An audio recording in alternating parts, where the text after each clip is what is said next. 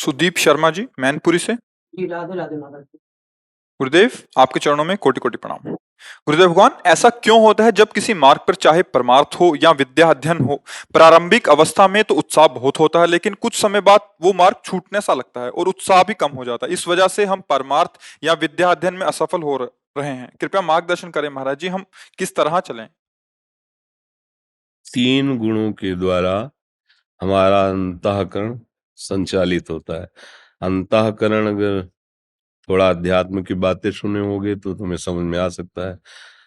वैसे तत्वतः तो एक ही है, पर निश्चय करने के कारण उसे बुद्धि कहते हैं, संकल्प विकल्प करने के कारण उसे मन कहते हैं, और चिंतन वृत्ति होने के कारण उसे चित्त कहते हैं, और क्रिया का कर्तृत्व और भोक्तत्व स्वीकार करने के कारण उसे अहंकार कहते हैं। उसे अंतःकरण चतुष्टय कहते हैं। ये चारों सतोगुण रजोगुण तमोगुण के प्रभाव से प्रभावित होते रहते हैं। जैसे जो फिल्म आदि देखते हैं पर्दे पे, पर्दे में कुछ नहीं होता, फोकस पड़ता है। ऐसे त्रिगुणात्मिका माया का अंतःकरण पर प्रभाव पड़ता है। अब तमोगुण है तो निद्रा, आलस्य, प्रमाद, हिंसात्मक वृत्ति, उसके 10वें वर्ष पुरानी बात उसे याद आ जाएगी, गुस्सा आएगा। रजोगुण आएगा तो भोग वासना, ये सब नाना प्रकार। सतोगुण आएगा तो भक्ति अच्छी लगेगी, गुरुजनों का पूजन, नमस्कार, वंदना। इसीलिए त्रैगुण्य विषया वेदा निस्त्रैगुण्य भवार्जुन, गुणातीत हुए बिना एक रस आनंद थोड़ी रहता है। तो अब ये गुण कोई साधारण बात तो है नहीं। त्रिगुणात्मिका माया दैवी है, सा गुणमयी मम माया दुरत्यया, कोई खेल तो है नहीं। तो कैसे नष्ट हो? भगवान का आश्रय लेकर हमारे हरिवंश महाप्रभु कहते हैं, यही डरपि हरिवंश हित, जिनो भ्रमहि गुण सलिल पर, ये नामन मंगल लोक त्यों, सुहरिपद भज न विलंब करे। ये गुण ऐसी फिसलन है, बड़े बड़े फिसल जाते। जैसे रजोगुण आया तो अब नशा चढ़ गया रजोगुण का, उसका जो प्रभाव है वो अपना। तमोगुण आया, उसका अपना प्रभाव है।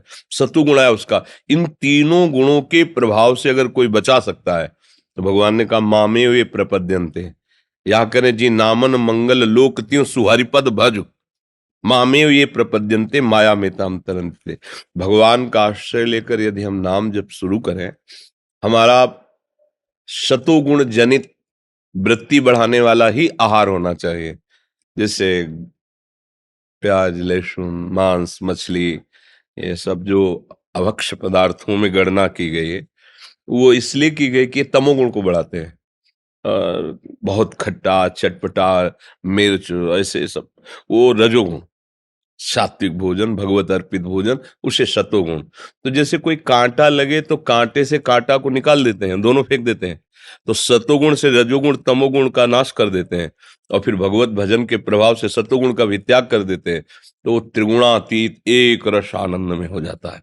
अब यहां तक पहुंचने के लिए खान पान सही, आपका संग सही, आपका देखना सुनना सही। देखने सुनने में बहुत खतरा है। अजामिल जी का प्रसंग जो भागवत में आता है, बहुत ही संयमी पुरुष, बहुत ही गुरुजनों की सेवा करने वाला, सेवा के ही निमित्त जा रहे थे, पर जब जंगल में देखा एक वैश्या एक शूद्र के साथ काम चेष्टा कर रही, देखते देखते उतना विवेकहीन हो गए कि अपना जीवन ही वैश्या को दे दिया, पूरा मलिन जीवन कर लिया।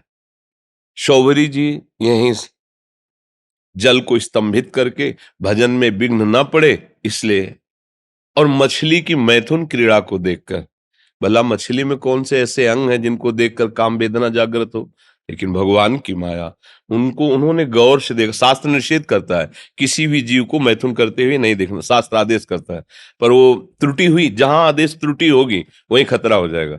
वो गौर से देखा तो लगा जब इतना छोटा जीव आनंदित हो रहा तो आनंद तो है ही। फिर 50 व्याख्या मानधाता जी की, देखने मात्र से बात हुई है। ये देखना, सुनना और बोलना, ये तीन हमारे चिंतन को बढ़ाते हैं। चाहे गलत देखे तो गलत चिंतन बढ़ाएंगे, और सही देखे तो सही चिंतन बढ़ाएंगे। जब हमारी बुद्धि शुद्ध हो जाएगी तब हमें वास्तविक विद्या का पता चलेगा कि विद्या किसे कहते हैं, तब वास्तविक सतमार्ग का पता चलेगा।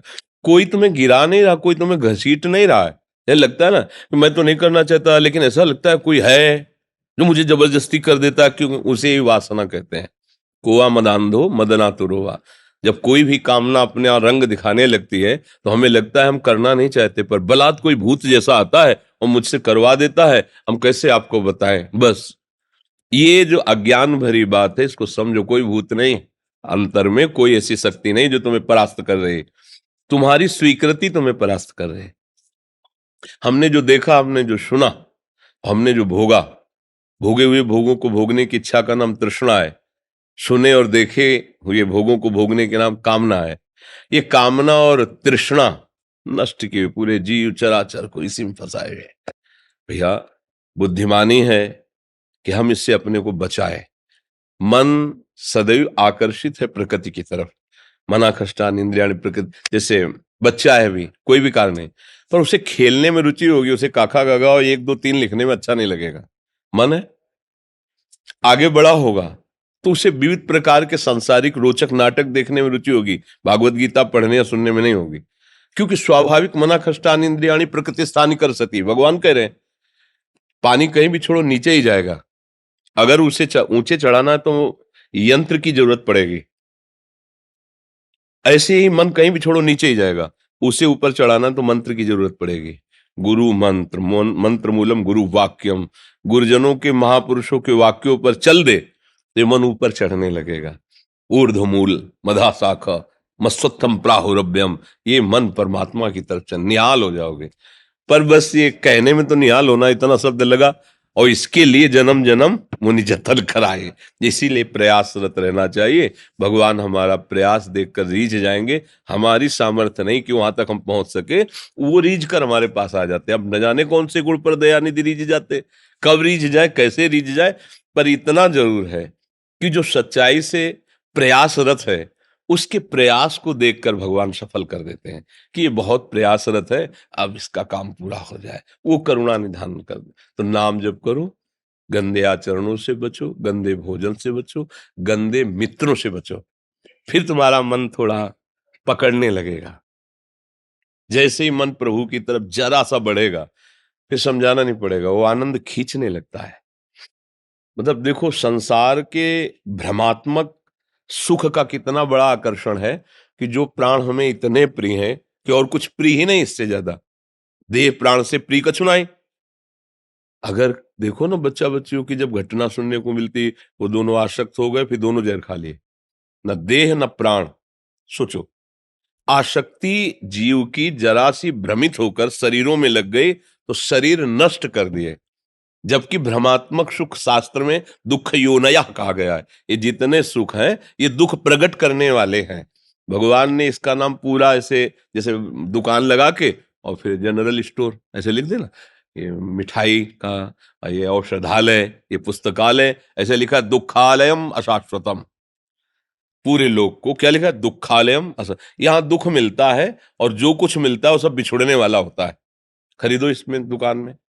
और सब इसी में लगे हैं, पूरा जीवन इसी के भोगने में लगे हैं और इसी को एकत्रित करने में लगे। भगवान ने स्पष्ट लिख दिया, यहां जो भी खरीदा जाएगा मिलेगा, वो रहेगा नहीं तुम्हारे पास, अशाश्वतम, नाशवान, परिवर्तनशील, छूट जाएगा। और यहां जो भी भोगोगे परिणाम में तुम्हें दुख मिलेगा। पर हमारा जीवन इधर ही तो लगा हुआ है, नहीं लगा हुआ। ऐसे दुखालय में थोड़ी आसक्ति हो गई तो प्राण निछावर कर देते हैं लोग। ये तो देखो देशभक्ति में हमारे भारतीय नौजवान देशभक्त ऐसे हुए कि विदेशियों की बुद्धि काम नहीं करती थी कि भारतीय हैं क्या है। फांसी के लिए जा रहे हैं तो ऐसे मंद मुस्कुराते हुए जा रहे हैं जैसे दूल्हा बनने जा रहे हैं, फांसी का फंदा ऐसे गले में डाल रहे हैं चूम कर, बंदे मातरम, मानो जैसे वरमाला डाली जा रहे, और झूम गए। तिनके के समान अपने देह और प्राण को समझा देशभक्ति के लिए। अगर हम भगवत भक्ति करें तो हमारे लिए फिर कौन आसक्ति का विषय रह जाएगा। थोड़ी आसक्ति प्रभु की हो जाए तो सब विकारों पर विजय प्राप्त हो जाए। पर हम लोग बड़ा बेईमान जैसे हैं, बेईमान ऐसा कि मुख से तो हम कहते हैं कि प्रभु के सिवा हमारा कोई नहीं, वो अंदर से पूरा प्रपंच रखते हैं। अगर यही बात केवल सच्चाई से उतर जाए कि प्रभु के सिवा मेरा कोई नहीं, तो वो जगत गुरु पकड़ के आपको ऐसे बना देंगे, करो सद्य ते साधु समान, मैं उसे साधु बना दूंगा। अपिचे दुराचार हो, चाहे जितना बड़ा दुराचारी हो, तो नाम जप करो बच्चा, अच्छे आचरणों से चलो, माता पिता वयोवृद्ध जो हैं उनकी सेवा करो, उनके पैर छुओ रोज नियम से, अगर हो सके तो रोज रात्रि के चरण दबाओ, बड़ी बड़ी जल्दी लाभ मिलेगा। ये लोग आज का जो नौजवान पीढ़ी है ना, ये कुछ समझ ही नहीं रहा। आज के नौजवान बहुत भटक रहे हैं, उन्हें कोई रास्ता दिखाने वाला ही नहीं है। नहीं भैया, रास्ता तो प्रभु सबको दिखाते हैं। अगर आप समझ जाओ तो भटकना बंद हो जाएगा। आप समझ जाओ, आप अपने को समझ लो, आप अपने को, हम अपने को पूरा समझ लिया ना। हम सोचते हैं समाज सुधर जाए, समाज नहीं सुधरना है, हमको सुधरना है। हम सुधर गए, आप सुधर गए, आप सुधर गए, आप अपने को सुधारिए, आप अपने को, तो पूरा समाज सुधर गया ना। अपने लोगों को एक और भूल हो रही कि अगर ये सब समझ जाए तो हम ठीक हो जाए, हमारा काम बढ़िया बन जाए। नहीं होगा, कभी नहीं होगा। पहले तुम संभलो, फिर इसको संभालो, फिर इसको संभालो। एक एक अपने आप को अगर सही ढंग से करें तो पूरा देश हमारा परम पवित्र और जो जो पूर्व महिमा है कि धर्म प्रधान देश है, ये विश्व गुरु देश है। यहीं से एक ब्रह्मर्षि महर्षि, कहीं भी अगर भक्ति का स्वरूप प्रकाशित है तो हमारे भारत देश से ही है। तो इसलिए बच्चा, अपने माता पिता के पैर छूते हो? जी हाँ। हाँ, और उनकी सेवा करो, भगवान है उनमें, सेवा करो, नाम जप करो, ठीक है? कोई नशा तो नहीं करते? नहीं। हाँ, बहुत बड़ी तभी बात कर रहे हो आके। हाँ, पूर्वी जी गुजरात से। राधे राधे श्री हरि बोल। राधे राधे महाराज जी। महाराज जी, मैं गुरु के प्रति शरणागत हूँ, पर बीच बीच में चिंताग्रस्त हो जाती हूँ। पूर्णतः शरणागत कैसे बनूं महाराज जी? कृपया मार्गदर्शन करें। देखो, कई बार हमने कहा है कि वैसे सिद्धांत की बात तो ये है कि श्रवणम कीर्तनम स्मरणम विष्णुपाद सेवनम अर्चनम वंदनम दास्यम सख्य, फिर आत्मनिवेदनम। पहले 8 भक्ति को सांगो पांग उतारो तो 9वीं भक्ति आत्मसमर्पण, उसी को पूर्ण शरणागति कहते हैं। और सरल भाषा में कहते हैं कि जो डाकू होता है ना, बदमाश, अगर एक भी गोली है तो फायरिंग किए बिना मानेगा नहीं हो। जब एक गोली नहीं रह जाती तब आत्मसमर्पण कब करता है? हाँ खिया, अगर एक भी है तो वो आत्मसमर्पण करने के लिए तैयार नहीं होगा। अगर एक भी अहंकार है, सुनेरी मैंने निर्बल के बलराम, अपबल तपबल और बाहुबल चौबल है दाम, शूर किशोर कृपाते सब बल हारे को है। जब गजराज गजेंद्र ने देखा कि हाथी हाथिनियां भी चले गए सहयोग करके, और मेरा भी बल खत्म होने वाला है और ग्राह का बल बढ़ रहा है क्योंकि जलचर जीव है, अब अगले झटके में मैं गया, अब नहीं रह गया कोई पावर। तब पुकारा, जे ही पुकारा तो भगवान आ गए और ग्राह का परम पद में पहुंचाकर गजेंद्र को बाहर कर दिया। तो द्रौपदी जी देखो, शरणागति देखो, क्या भक्त नहीं? भक्त हैं, पर अभी अगर एक भी गोली है तो चला के ही मानेगा, मन ऐसा है ये। अब 5 पांडव इतने महाबली, मेरे पति भरा सभा में मेरा कौन बाल बांका कर पाएगा? श्री कृष्ण शरणागत को सीधे सीधे प्रभु से हाथ भी नहीं लगा पाता। दुशासन महल में प्रवेश करके जैसे केस पकड़े थे, तो हा द्वारिकाधीश, हा कृष्ण, सामर्थ्य नहीं थे। पर मन में था कि भीष्म जैसे महाबली जिस धर्म सभा में बैठे हैं, उसमें भला ऐसा अत्याचार कैसे हो सकता है? इसको दंड दिया जाएगा दुशासन को। मेरे पति भीम, गांडी धनुषधारी अर्जुन, धर्मराज युधिष्ठिर, नकुल सहदेव, ये धूर्त क्या कर पाएगा? देखो, सभा में गए, देखा तो पांडवों ने सर उठा के भी, क्योंकि भीष्म आदि से पूछ रहे हैं क्या यही धर्म है? कोई उत्तर नहीं मिल रहा। आखिरकार अपनी भुजाओं के, वो भी तो फिर देखा, जो अपनी भुजाएं तो दांत अब हो गए। अब जब कोई बल नहीं रहा तो हे द्वारिका वासिन, हे कृष्ण, हे गोविंद, तो देर लगा भगवान को आने। यही वस्त्र ही बन गए, वस्त्र से साड़ी बनने लगी, यहां से पल्लू नहीं हटा द्रौपदी जी का। तो ऐसा कुछ शास्त्रों के पढ़ने से, संतों के सानिध्य से ये बात समझ में आती कि शरणागति हमारी तभी पुष्ट होगी जब शास्त्र के वाक्य, गुरुजनों के वचन सुन करके अहंकार रहित होकर शरण में हो जाओ, या भगवान कभी ऐसी परिस्थिति पैदा कर दे कि अब कुछ रह ही नहीं गया, फंस गए, आसपास चारों तरफ घिर गए, अब कोई रास्ता नहीं है, एक भी गोली नहीं बची, एक ही रास्ता है, त्राहिमाम शरणागत आत्मसमर्पण। या तो समर्पण होता ही उसी समय है, नहीं तो बिना फायरिंग के नहीं मानेगा। एक भी अगर बल है तो ये शरणागति, तो बड़े बड़ों की बात कर रहे हैं हम। ये द्रौपदी जी को अग्नि से प्रकट हुई ज्वाला, यज्ञ ज्वाला से, हाँ, कोई ऐसी थोड़ी है कि किसी स्त्री से प्रकट हुई, सीधे मंत्र से और अग्नि से प्रकट हुई है, देवी हैं। तो इसलिए भगवान से ही मनाओ कि हमारे अहंकार को आप समर्पित कर लो नाथ, फिर चिंता नहीं रहेगी, फिर चिंता नहीं। इतने बड़े मालिक का सानिध्य प्राप्त हो गया।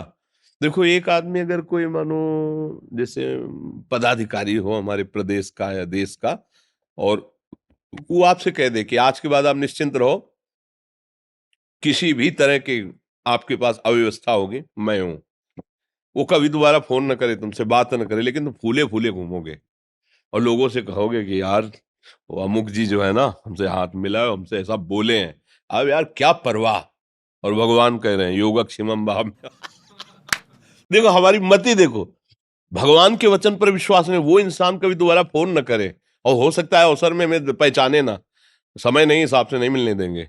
साहब ही कहवा दिए, उसे कह दूं नहीं है साहब, लेकिन हमारे साहब तो वही है जहां तुम हो, सर्वत्र हैं, सर्वज्ञ हैं, सर्वशक्तिमान हैं। और वो कह रहे तुम केवल मेरा चिंतन करो, ठेका हम लेते तुम्हारा। योगक्षेमम में हम अनन्यश्चिंतयन्तो माम ये जना परिपासते तेषाम नित्याभियुक्ता नाम योगक्षेमम। बड़ा बेईमान मन है, प्रभु की बात को नहीं मान रहा। नहीं, फिर चिंता क्या करनी, क्या चिंता करनी। मृत्यु भी महोत्सव बन जाता है भक्तों के लिए, मृत्यु भयावह नहीं होती। बस समझ आ जाए, ठीक हो जाए, तो हम उन्हीं से प्रार्थना करें कि वो हमें शरणागत कर ले, हमारा चित्त, हमारा मन, हमारी बुद्धि उनके चरणों में समर्पित हो जाए। अगर हम संतों की बातें सुनते रहें, संतों का संग का मतलब समझते हैं, उनकी बात का संग। संत संग, मान लो जैसे आप बैठे हो, हमारी बात ना मानो तो बेकार है, आप ये समझो। क्योंकि यहाँ वो चमत्कार वाली तो है नहीं कि भाई जंतुर बांध लोगी या कुछ ऐसा। यहाँ तो हमारी बात वाली बात है। अगर बात मान गए तो ऐसा परिवर्तन होगा, ऐसा तुम्हें खुद अनुभव होगा कि मैं आनंद। अगर बात नहीं माने तो दीपक तले अंधेरा रहेगा, हमारे पास रहो तो भी परिवर्तन नहीं होगा। बात मान जाओ बस। जो संत समागम है वो श्रोता सोई परम सुजान सुनत चित रति करे। सुना, मनन किया, उसको धारण किया, आगे बढ़ गए। संत कृपा यही होती है। जैसे कुछ लोग कहते हैं हमारे ऊपर आशीर्वाद हाथ रख दो। हम कई बार कहा, अगर हाथ रखने से, पैर छुआने से किसी का काम बनता तो चाहे मुझे नरक मिलता, चाहे जितना कष्ट मिलता, हम बैठ जाते। बैठे तो इसीलिए ना कि आपका मंगल हो, आपको सुख मिले, आप अच्छे आचरण वाले। तो हमारे को पैर छूने से, हाथ रखने से हो जाए तो हम फिर भारत में पूरा भ्रमण करें। लेकिन नहीं होता भैया, ऐसे नहीं होता, पक्का नहीं होता। बात मान लो हो जाएगा। जो संतों के मुख से निकलता है, राम राम कहो, राधा राधा कहो, कृष्ण कृष्ण कहो, मान लो सिद्ध हो जाओगे। तुम दूसरों का मंगल करने वाले बंधु, मम भक्ति युक्तो भुवनम पुनाते। विनय अग्रवाल जी महाराष्ट्र से। राधे राधे श्री राधे। राधे राधे महाराज जी। महाराज जी, कर्म सिद्धांत क्या है? संचित कर्म, प्रारब्ध कर्म और वर्तमान कर्म में क्या अंतर है, क्या फर्क है, ये कैसे फल देते हैं? हाँ, संचित कर्म का मतलब है पूर्व गोदाम, बहुत वर्षों का। जैसे खेती का अन्न है ना, जमाओ तो उसे गोदाम कहते हैं ना। तो संचित, एकत्रित, जो हमारे बहुत से जन्म हो गए हैं, वो कर्म संस्कार हमारे एकत्रित है। जो वर्तमान में शरीर मिला है, जिसे प्रारब्ध भोग कहते हैं, जिससे शरीर की रचना हुई। दो कर्म मिलाए गए, शुभ और अशुभ, अच्छे और बुरे कर्म, दोनों मिक्स होकर के तभी मनुष्य शरीर बनता है। तो मतलब गोदाम से जितना खाने के लिए निकाला गया, मतलब वो प्रारब्ध समझो, वो जमा है का पूरा गोदाम से। और कुछ दाना नया फेंका खेती में, जिसे क्रियमाण कहते हैं। वर्तमान में जो कर्म कर रहे हैं वो क्रियमाण कर्म है। अब आपका संचित कर्म और क्रियमाण, ये उसी में जाकर फिर जमा हो जाएगा। और प्रारब्ध कर्म, तीन कर्म है। अगर केवल पाप कर्म होते तो नरक में जाना होता, केवल पुण्य कर्म होते तो स्वर्ग आदि लोक जाते। दोनों कर्म मिश्रित हुए तो मनुष्य शरीर मिला, मृत्यु लोक आए। अब हमारे जो नवीन कर्म हो रहे हैं, ये अगर हमारे संभल जाए और पीछे गोदाम में कोई आग लगा दे संचित कर्म में, और हमें कोई ऐसी क्षमता दे दे कि जो हमारा प्रारब्ध भोग उसको हम सह जाए, तो हम निकल जाए माया से। बात समझ पा रहे हो? तो क्रियमाण, जबकि रचना ही इसकी हुई है पाप पुण्य दोनों से, शुभ अशुभ से, तो इसके द्वारा दो प्रकार के कर्म होंगे, शुभ और अशुभ। क्योंकि दो प्रकार की बुद्धि सबके अंदर रहती, कुमति और सुमति। शास्त्र विरुद्ध आचरण कराने वाली और धर्म से, शास्त्र से चलाने वाली।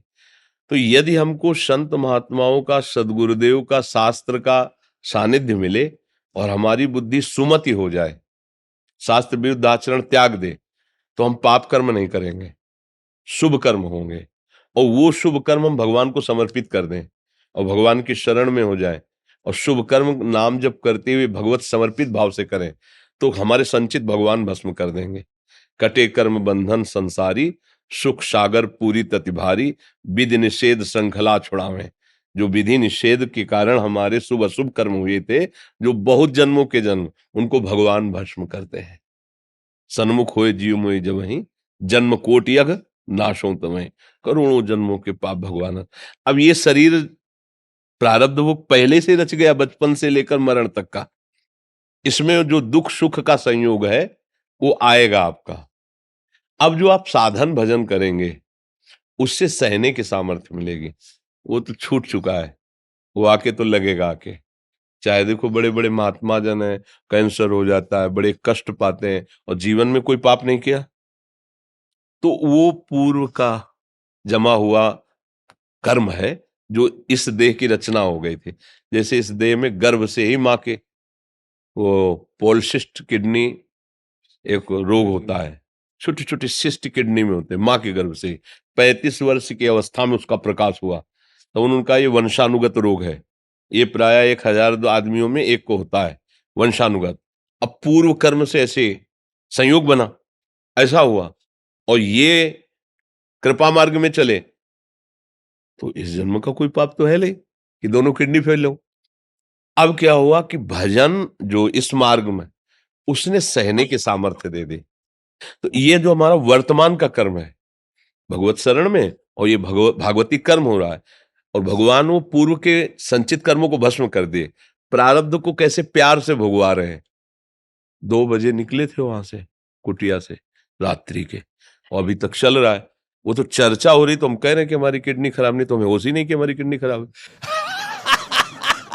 तो ये देखो उनकी कृपा है ना, कि इतने कष्ट में भी वो हमें याद ही नहीं रहने देते कि हमारी किडनी खराब है। कभी कभी तो हम दहाड़ने लगते हैं एकदम वैसे, फिर ये लोग कहते हैं ब्लड प्रेशर हाई हो जाएगा। हमें कहते कि हाई हो लो सब। तो ये हुआ इनके शरण में आने का फल। अब क्या हुआ, पूर्व तो भस्म हो गया और ये समर्पित हो गया, और जिससे शरीर बना था उसे मुस्कुरा के भोग लेते हैं और बस प्रभु के घर चलते हैं, खत्म हो गया हमारा पूरा हिसाब किताब बराबर। ये होती भगवान का आश्रय लेकर भजन करने से। अगर हमारे फिर गंदे कर्म होते रहे, फिर अभिमान जनित क्रियाएं होती रही, तो ये परंपरा चलती रहेगी। पुनरपि जननम पुनरपि मरणम पुनरपि जननी जठरे से। तो ये मनुष्य शरीर मिला हिसाब किताब बराबर करने के लिए, बराबर कर दो। और ये कर सकते हैं भगवान, उनके हाथ में है, क्योंकि हम अभी तो सुधार रहे हैं उनकी कृपा से, लेकिन पीछे जो स्टॉक जमा है उसमें हमारी पहुंचने की हम आग लगा दें, वो तो भगवान के ही हाथ में है, उसमें तो वही भगवान ही करेंगे। इसलिए शरणागति भगवान की, हे नाथ करुणा। बड़े बड़ों को रोना पड़ा है, तभी मालिक क्षमा कर देते हैं, पिता हैं वो क्षमा कर देते। करोड़ों जन्मों के हमारे ऐसी गलतियां, अनजाने में ऐसी गलतियां होती रहती, बड़े बड़े ऋषि मुनियों से हो जाती हैं। तो अपने तो साधारण जीव हैं, कोई कहते हमसे गलती नहीं हुई, तो हम कह रहे हैं अगर तुम्हें जितना याद है उतना में तुम निर्णय करो अपना, अपने न्यायाधीश बनकर, तो आप खुद सोचोगे कि अक्षम्य अपराध हुआ है। प्रत्येक शरीरधारी अगर वो अपना न्यायाधीश बन करके खुद अपना न्याय करे, किसी से कहने की जरूरत नहीं, तो यही सोचेगा भगवान की बड़ी कृपा है जो मैं इस हालत में हूं। अगर कहीं मेरे अपराधों का मुझे दंड दिया जाए तो मैं इस योग्य भी नहीं कि सह पाऊं। देख लो, अंदर से देख लो, एक एक अपराध अगर गिनाए जाए कि ये अपराध ऐसा, ये अपराध ऐसा, ये अपराध ऐसा है, और फिर आप न्याय करो, अपनी वकालत की जरूरत नहीं, तो आप खुद ऐसे हो जाओगे कि वास्तविक गलती हुई है, हमसे बहुत गलतियां हुई हैं। बस यहीं से सुधार शुरू हो जाता है। अब लो नशानी अब नान, भगवान बहुत गलतियां हो गई, अब सुधार करना चाहता हूं, आप मुझे बल दीजिए, आप मुझे रास्ता दीजिए, तो भगवान उसे रास्ता दे देते हैं। ये जैसे आप लोग आए, भगवान की कृपा हुई आपकी, तब आप हमारे धाम आए हैं। लाडली जी की कृपा से आप बैठ करके सत्संग सुन रहे, भगवद वार्ता सुन रहे। आज के समय में सत्संग, टीवी चला लो, फिल्में देख लो, प्रपंच की बातें करो, इसमें मन लगता है। सत्संग, साधु महात्माओं की बात सुनना, भगवान की बात सुनना, ये बात सोचना कि मेरे कर्म बंधन कैसे नष्ट हो जाए, ये तो भगवान की कृपा से सोचो। कौन सोचता है? वर्तमान के भोगों में इतना प्रमाद युक्त है कि वो सोच ही नहीं रहे कि मेरा क्या होगा, ये तो ये सोच रहे। दूसरे को दुख देकर आज तक कोई सुखी नहीं हुआ, दूसरे को सुख देने वाला कभी दुखी नहीं हुआ। पूर्व कर्मानुसार आ सकता है तो सहने की सामर्थ्य भगवान देते हैं। डॉक्टर पंकज जी पूना से। गुरुदेव, आपके चरणों में कोटि कोटि प्रणाम। राधे राधे। गुरुदेव, मैं डॉक्टरी प्रोफेशन में हूँ। कभी कभी बहुत प्रयास के बावजूद भी पेशेंट हमारे ऊपर दोष दृष्टि करते हैं, और उसके बाद पब्लिक प्लेटफॉर्म पर जैसे गूगल आदि पर जहां इनकी प्रोफाइल होती है वहां ऐसा रिव्यू डाल देते हैं कि ये डॉक्टर अच्छे नहीं है, या कुछ भी ऐसा रिमार्क, जहां हमें भी उत्तर देने का अवसर मिलता है। ऐसे रिव्यू का उत्तर देते समय कैसे खुद को संयम रखें कि और किस प्रकार का उत्तर दें, मतलब कि हमने तो अच्छा ही किया था बट। जरूरत नहीं है। आप किसी भी, आप तो डॉक्टर सांसारिक कार्य है, डॉक्टरी सांसारिक कार्य है ना। भागवतिक कार्य के किसी भी महापुरुष के चरित्र पढ़ के देख लो। अगर 100 लोग दंडवत करने वाले हुए तो 5 लोग ऐसे मनाने वाले हुए कि कैसे इसका नाश हो। आप चरित्र पढ़ के देख लो। आप तो डॉक्टर और सांसारिक खेल है ये तो। इसमें तो कई डॉक्टर हैं, कई लोग आगे बढ़ना चाहते हैं, तो आपको नीचा दिखाने के लिए सोचे तो कोई बड़ी बात नहीं, क्योंकि सांसारिक वही है। यहां तुम परमार्थ की बात तुम्हें कह रहे हैं, जो सत्य को स्वीकार करके इस मार्ग पे चले हैं, उनकी भी विरोध में देखो ना, आप चरित्र पढ़ के देखो ना। तो इसलिए मुझे लगता है उत्तर न दे करके हम अपने को निर्विकार करें, जो हम में कमियां हों उनको हटाने की कोशिश करें और अच्छे सद्गुण भरें, और मरीज को भगवान का स्वरूप समझकर जितना हमको ज्ञान भगवान ने दिया है उतनी, तो किसी का विरोध तुम्हें गिरा नहीं पाएगा और तुम चमकने लगोगे, क्योंकि तुम सत्य से। अगर तुम विरोध में फंस गए फिर परेशानी हो जाए। उसने कुछ लिखा, आपने कुछ लिखा, वो अब आप विक्षिप्त हो गए, कितना परेशान हो जाओगे। आप ये मत समझो कि इसी विषय में केवल टीका टिप्पणी है, कोई बचा नहीं है, किसी भी डिपार्टमेंट का नहीं बचा है। एक बगल वाला दुकान वाले, ज्यादा दुकान चलती है ना, सब सेकेंड हैंड माल लगता है। हाँ, वो अब वो बेचारा क्या करे चाहे वो जितना बड़ा विचित्र खेल है। तो देखो, ये ईर्ष्या और मत्सरता किसी को नहीं बख्शते। कंचन तजना सहज है, सहज तिया का ने, मान बढ़ाई ईर्ष्या दुर्लभ तजना है। हमें लगता है भगवान का अगर आश्रय लेकर के और सत्य मार्ग में चला जाए तो मस्त गजराज की तरह अपने लक्ष्य में पहुंच जाओगे। और अगर इनकी तरफ देखोगे तो कभी नहीं संभाल सकते। आप सच्ची समझो, कभी नहीं संभाल सकते। हाथ जोड़ोगे, पैर छुओगे, वो और आपको परेशान करेगा। अगर आप उससे कहोगे देखो हम हाथ जोड़ते हैं, आप सामनीति, आप हाथ जोड़ते हैं, आप हमने आपका क्या बिगाड़ा है, आप क्या चाहते हो, वो आपका शोषण करने लगेगा। अच्छा, दंड नीति, आप अशांत हो जाओगे, परेशान हो जाओगे। दाम नीति, कुछ ले दे के वो आपको ब्लैकमेल करता रहेगा। इसमें एक ही नीति चलती है कि पागल आदमी को जैसे हम बिल्कुल कोई ना द्वेष करते हैं ना राग करते हैं, जैसे पागल आदमी ना उसकी हम बड़ाई करते हैं ना बुराई करते हैं। कोई कहे भी कि तुम्हें गाली दे रहा है, तुम्हारे ऊपर कुछ फेंक रहा है ऐसा, तो आप यही कहो भैया जानते हो ना पागल है, ये पागल हैं, आपको मानना पड़ेगा। पागल आदमी अगर ऐसा कुछ लिखता है तो मुझे कोई परेशानी नहीं होनी चाहिए। हमारे को हमारे भगवान देख रहे हैं और हमारी उन्नति भगवान करेंगे, ये व्यक्तियों से नहीं होगी। और हमारे पास जो मरीज आवे तो ईमानदारी से हम कोई गलती न करें। जितना हमें ज्ञान है पैसा प्रधान न रख करके हम उसके दुख निवारण की बात करें तो भगवान हमारी उन्नति कर देंगे, मुझे जैसा लगता है। हम किस किस को मनाएंगे कि भैया तुम, हम बहुत अच्छे डॉक्टर हैं, तुम हाँ हमारी निंदा, हम किस किस को मनाए? नहीं, तुम कहो तुम्हारी बात है, तुम कहो तुम्हारी बुद्धि है, तुम्हारी बुद्धि पकड़ रही। मुझे भगवान ने जितना ज्ञान दिया है, मेरे पास जो मरीज आएगा मैं शांगो पांग जितना बन सके सेवा, अब इसके बाद भगवान जाने, पूर्ण तो भगवान है ना। भाई कोई ये तो नहीं कह, जैसे डॉक्टर ऑपरेशन करता है तो यही कहता है प्रयास मेरा सफलता भगवान की, करता कि नहीं?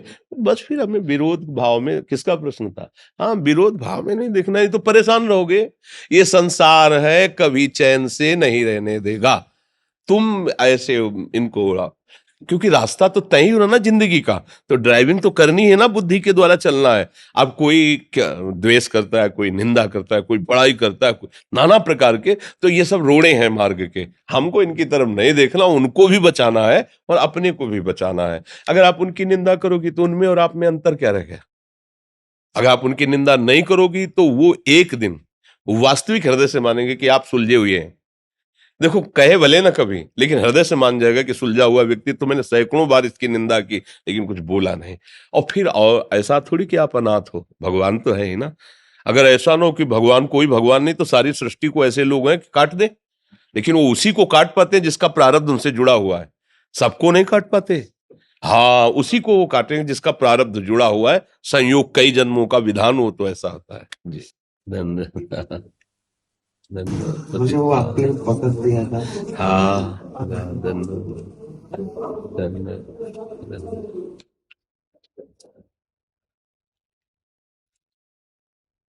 धन्यवाद धन्यवाद। आज्ञा कीजिए, क्या सेवा करें। आप कृपा कीजिए। कृपा तो है ही हमारे ऊपर, हम सबके ऊपर। हमारे प्रभु की कृपा है, क्योंकि वो गुरुदेव रूप से हमें मिल गए प्रभु हमारे। क्योंकि हम प्रभु की वाणी को सीधे सुन नहीं सकते, तो प्रभु ने हमारे लिए गुरुदेव रूप धारण किया, और वो हमें अपनी बात, कैसे भगवत प्राप्ति होगी, कैसे मार्ग में चलना है। तो हमें अगर ये बात समझ में आ जाए कि हमारे आराध्य देव ही गुरुदेव के रूप में विराजमान होकर मुझे अपनी प्राप्ति का उपाय बता रहे हैं, सोई जाने जे देव जनाई, तो वही आए हैं मैं जनाने के लिए। वैसे तो सर्वत्र भगवत बुद्धि करनी, पर हमारे गुरुदेव तो प्रभु हैं ही। भगवान की कृपा ही गुरुदेव के रूप में प्रकट विराजमान है। बंदो गुरुपद कंज कृपा सिंधु नर रूप हरि, महामोहतम पुंज जासु बचन रवि कर निकर। गुरुदेव भगवान के आज्ञा पर जो शिष्य समर्पित हो गया वो निहाल हो गया। बस इतनी बात हम जरूर प्रार्थना करेंगे कि गुरुदेव के वचनों में बस अपने जीवन को झोंक देना है, बिना कुछ सोचे समझे, बिना ही विचार करी शुभ जानी। गुरुदेव की आज्ञा पर विचार नहीं करना है।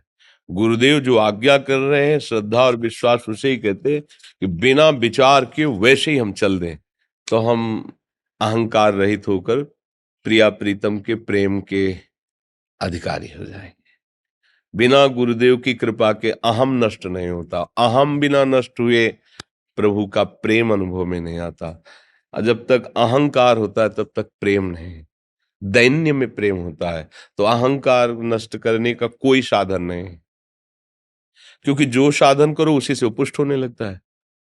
कि हम इतने माला जपते करते तो धीरे से वहां पुष्ट होने लगा, हम फलाहार अमृताहार उससे पुष्ट होने लगा। एक केवल उपाय है, गुरुदेव तिनकी संगति रहत जाति कुल मद सब नंसै। भगवत प्रेमी महापुरुष का सानिध्य ही समस्त अहंकारों का नाश कर देता है। उनके सानिध्य से अहंकार नष्ट होता है। उनके दरस परस अगनाश बास निज संग करो दिन, तीन मुख हरिजस सुनत श्रवण मानो न तृपित छिन। कलि अभद्र वर्णत सहस कलि कामादिक दोष। जितने भी द्वंद्व दोष कलयुग के हैं महापुरुष के समीप नहीं फटकते। तो जैसे धूप का प्रभाव बड़े बट वृक्ष की छाया में बैठे हुए पुरुष को नहीं लगता, ऐसे गुरु के शरणागत को माया का प्रभाव परास्त नहीं कर सकता। बस एक ही प्रार्थना है, हम सब अपने गुरुदेव को साक्षात पर ब्रह्म मानकर उनके दिए हुए नाम मंत्र का निरंतर रटन करते हुए उनकी आज्ञा पे चलें। जो गुरुदेव की अवहेलना कर दिया, चाहे सर के बल खड़े होकर तपस्या करे, बात नहीं बनेगी। क्योंकि तपस्या का अहम और पुष्ट हो जाएगा। बात बनती अहंकार गलित होना, अहंकार का नाश होना, वो बिना गुरु कृपा के नहीं होता। सब साधन करो पर अहंकार का मिटाना ये केवल गुरु कृपा से होता है। इसलिए गुरुदेव की शरणागति पुष्ट रखो। मन वचन कर्म से अपने गुरुदेव को यही मानो मेरे आराध्य देव स्वरूप में बैठे, फिर निहाल हो जाएंगे, फिर मस्त हो जाएंगे, फिर कोई चिंता नहीं रहती है। इसलिए जन्म दिन आशीर्वाद देने आया है। हाँ, प्रणाम कर लीजिए, यही आशीर्वाद है। मैं थोड़ी देर पीठ में दर्द है तो डॉक्टर बाबा जी इसको क्या करें, बाबा जी क्या करें। जैसे किसी को रोग है, किसी को दर्द है, तो डॉक्टर के पास जाए। आशीर्वाद दीजिए ठीक। आशीर्वाद से नहीं ठीक होता। देखो बस वही समझ में नहीं आता, इसी भटकाओं में सब भटक रहे हो। कोई जंतुर बांधेगा, कोई आशीष ले, तुम सब अच्छे कर्म करो। पूर्व के पूर्व कर्मों के पाप से हमें दंड मिलता है। अच्छे कर्म करो, नाम जप करो, माता पिता की सेवा करो, सद्भाव से चलो। अभी ये कर्म नष्ट हो जाएंगे, किसी से जंतुर बंधवाने की जरूरत नहीं, किसी से आशीर्वाद मांगने की जरूरत है। अब नाम जप ना करो, खाओ मुर्गा मांस, पियो शराब, करो बेविचार, करो तो बाबा जी आशीर्वाद दे दे, तो कोई आशीर्वाद काम नहीं करेगा, दुर्गति होगी यहाँ भी और वहां भी। हमारी बात समझो।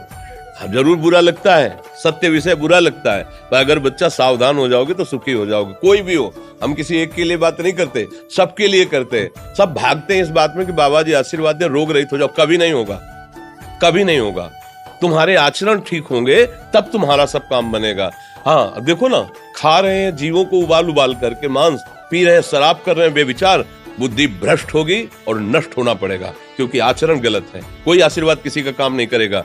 आप अच्छे आचरण करो, माता पिता की सेवा करो, परिवार की सेवा करो, समाज की सेवा करो, नाम जप करो। शरीर में कोई छोटे मोटे कष्ट आवे उनको सह जाओ, आगे चलकर आप देखो कि कैसी उन्नति होती, अच्छा होगा, मंगल होगा। इस ब्रह्म में न रहना किसी के आशीर्वाद से कुछ हो जाता है। हम आपको पक्की बात बताते हैं कि आज बाबा के यहाँ गए थे यार, पीठ में दर्द कम हो गया, ये तुम्हारा पुण्य लग गया, पुण्य बन गया, तुम्हारा कर्म। तुम आए ना यहाँ तो जो जो पाग आगे धरे कोटिन यज्ञ समान, साधु दर्शन के लिए भाव से आए तो तुम्हारा वो रोग नष्ट होगा, तुम्हारे कर्म से नष्ट हुआ। तुम सत्कर्म किए ना, उससे नष्ट हुआ। बात समझो बच्चा, आप हमारे घर के हो सब। आशीर्वाद देने से हम कई बार कहा कि अगर तुम सुखी हो जाओ तो हम किसी से न मिले, चुपचाप अपने कमरे में बैठे केवल आशीर्वाद देते रहे सबको। लेकिन नहीं सुखी होगे, सुखी होगे तुम अपने कर्म से। को न काहू के सुख दुख कर दाता, और निज कृत कर्म भोग सुन भ्राता। हे भाई, अपने कर्म का भोग ही आपको भोगना पड़ेगा। कोई भी तुम्हारे कर्म को नहीं मिटा सकता, एकमात्र भगवान, एकमात्र भगवान। मेरी बात मान लेना, उनकी शरण में और नाम जप करो, सब ठीक हो जाएगा। तुम्हारे भजन से होगा, तुम्हारे अच्छे आचरण से होगा, तुम्हारी धार्मिक प्रवृत्तियों से होगा। अब ये बात ना समझो तो फिर हम क्या कह सकते हैं? नहीं, हाँ यही तुम्हारा जन्मदिन की सफलता है कि हमारी बात मान लो, राधा राधा रटो, कोई नशा मत करना, अपने माता पिता की सेवा करो, समाज की सेवा करो जितना। और जो कष्ट है वो स्थायी नहीं है। आज विपत्ति आई, कल खत्म हो जाएगी।